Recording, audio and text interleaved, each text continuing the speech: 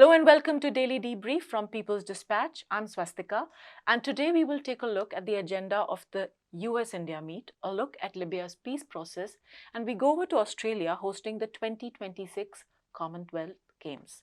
Now, our top story is Prime Minister Narendra Modi and the US President Joe Biden met virtually on Monday morning. The External Affairs Minister S. Jaishankar and Defense Minister Rajnath Singh were in Washington for the fourth 2+2 Foreign and Defense Ministry dialogues with their US counterparts.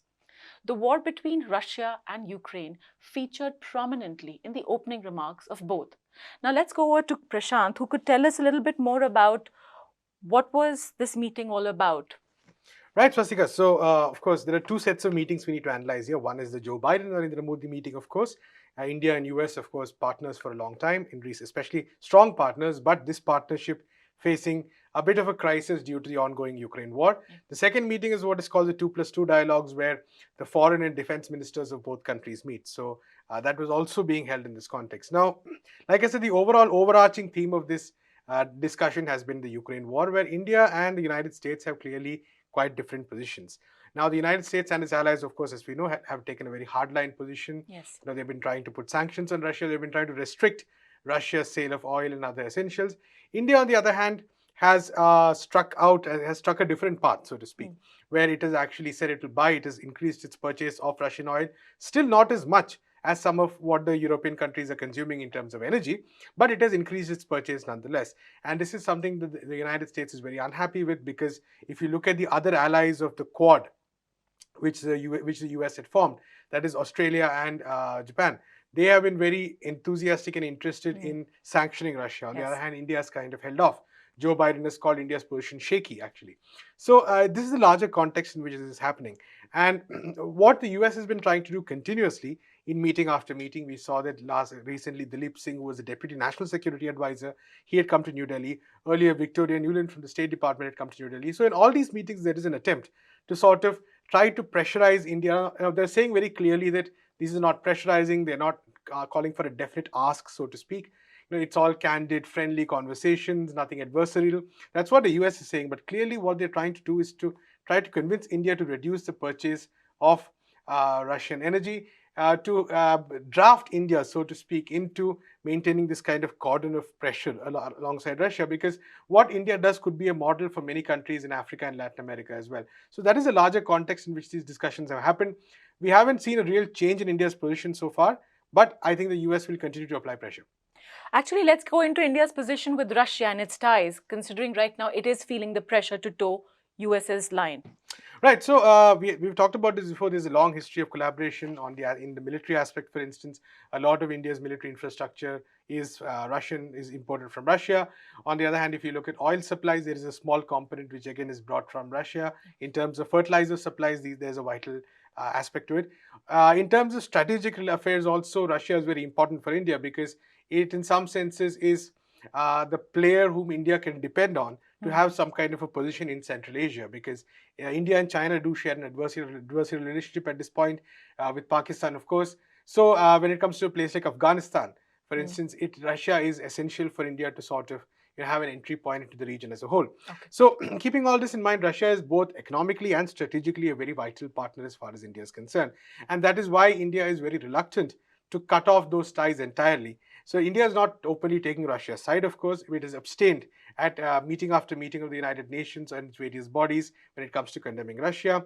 And a similar position has been taken by countries, for instance, like South Africa or many others. India maybe rhetorically has taken a slightly more neutral position than some other countries. It is always kept calling for peace, kept calling for negotiations. It expressed concern over the recent killings, of course, in Ukraine. But in general, it has taken, even rhetorically, a very careful position. And yet at times it has even sought to point out the hypocrisy of the West. For instance, I think S. Jaishankar, India's foreign minister, said that India has purchased less oil, less energy supplies than what Europe purchases in an afternoon. So his point was that there's a lot of hypocrisy here in the United States and the European countries asking others not to purchase energy from Russia when they themselves, the European countries especially, are consuming huge amounts. So this is a position India has taken, a very important position globally, and will actually determine quite a lot of what might happen in the coming weeks and months as well, especially if this conflict drags out for a long time. And we see the settling in of some of these sanctions, because that is what sanctions do. They kind of settle in, they become the norm, right? So what the United States wants primarily is for a lot of countries to basically agree to enforce this norm. Yes. And like I said, to basically encircle Russia in some ways with this web of sanctions, with this web of expropriations and seizing of assets. And they want India to be a player in this, even if it's on a mild. So while the US is saying that we understand India's ties with Russia, while they're not concretely applying massive pressure right now, there is a sustained pressure to try to move India in that direction over the coming months and years. So that's the larger ballgame here. The Indian establishment has a very careful, line, a very careful line it has to consider. How much on, how much to give into, how much to give into the pressure, how much to stay defiant. Do they make concessions, to the US in some other ways? All this remains to be seen, because we do know that this partnership is also important for India. It's not that, the establishment right now is saying that, okay, we are done with the US and its allies. They very clearly want in this partnership, but they have to also make sure that they do not distance the Russians completely. So very careful at a crucial time as far as India is concerned. Well, a fine line to toe for India for sure. Thank you for joining us with those details, Prashant. There appears to be fresh rifts among the political class in Libya threatening the peace process. Fathi Bashaga expressed his desire to take control over the government in Tripoli on Tuesday, almost a month after he was elected by the Libyan parliament to lead the interim government. Now, the Libyan parliament had sacked the government of national unity headed by Prime Minister Abdul Hamid Dabeiba last month, claiming it failed to execute its mandate to hold national elections. However, Dabeiba has refused to step down. Now, Bashaga's statement comes at a time when there appears to be uncertainty about the unity of Libya's armed forces as well. Members of the Eastern Command of the Joint Military Commission, which was created to coordinate the armed forces in the country following the UN-sponsored talks last year, have already announced on Saturday suspension of their participation in the commission. To know more about this, let's go over to Abdul. Abdul, now over to you to talk about what is happening in Libya at this moment. Well, in Libya, the situation is becoming, you can say, complicated again. Because there are two governments at this moment. The second government, which is led by Fathi Bashaga, was elected last month by the Libyan parliament, and now he's claiming that basically the government led by the Dabeiba should resign and hand over the power to him. But the Dabeiba has refused to hand it over, claiming that he is the legitimate prime minister because he was basically elected by the UN-led peace Libyan political dialogue forum. So that is one part. The second part is the Joint Military Commission, which was created following the UN-led peace negotiations last year. Has also, there is a sign of kind of division in it. The 5+5, the 5 journals from the West and 5 journals from the East. As we know, the Libya, due to the war, has been divided into 2 different parts. Eastern part controlled by Khalifa Haftar's forces, and the western part, quote unquote, was controlled by the government of national accord. So in order to create a peace situation in Libya after the ceasefire, there was a joint military commission created by the UN led after the talks, in which 5 members were represented from the Western government and 5 from the Eastern government. Now, on Saturday, the 5 generals from the eastern side have announced that they will no longer be participating in the Joint Commission meetings, claiming that until the government hands over the power to the legitimate government, they will not be cooperating. Though there are other talks about salaries being not paid and other grievances being the point, but largely it is a political issue. They have also raised, the 5 commanders have also raised the issue of, they have asked, in fact, the army to block the road which basically connects the eastern part of the country to the western part. They have also asked the Khalifa Haftar-led forces to stop all kinds of production and export of the oil from the country. So these are the major, you can say, kind of setbacks for the larger peace talks which were going on in Libya. Yeah. Staying with the peace talks, Abdul, the standoff between the two governments in Libya, is it now endangering the peace talks that have finally come to a place?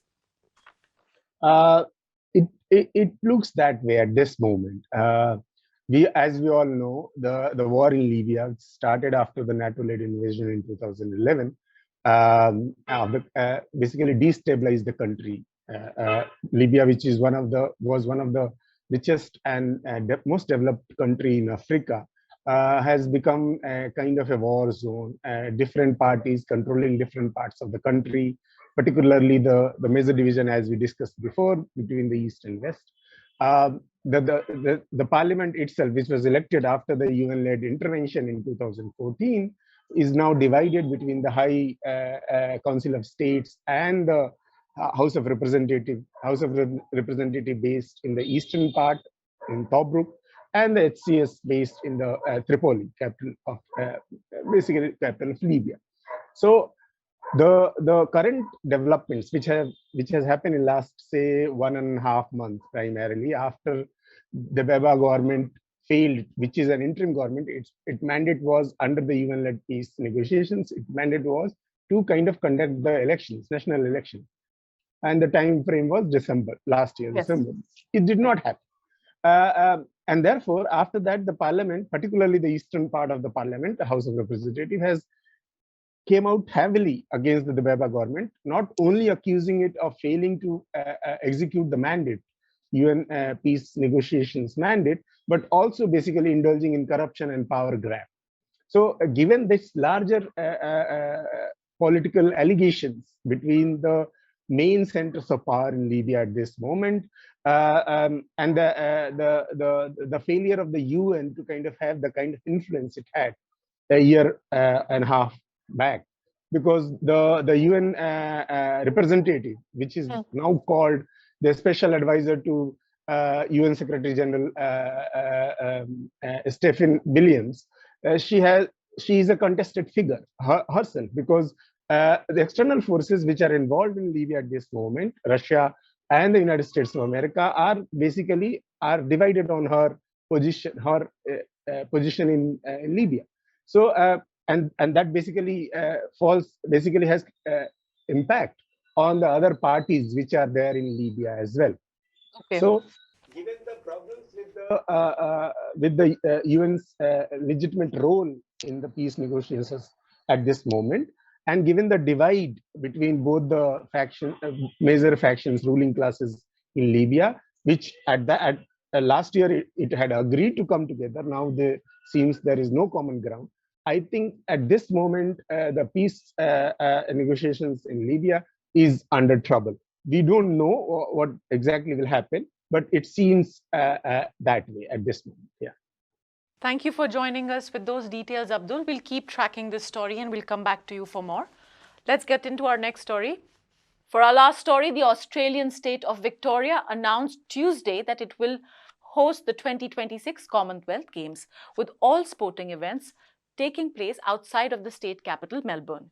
It will be the 6th time that Australia has staged the Commonwealth Games and the 2nd time in Victoria after Melbourne hosted the 2006 events.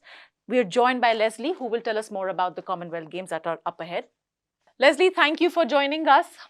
Actually, if you could tell us the relevance of Commonwealth Games as of today, in today's time.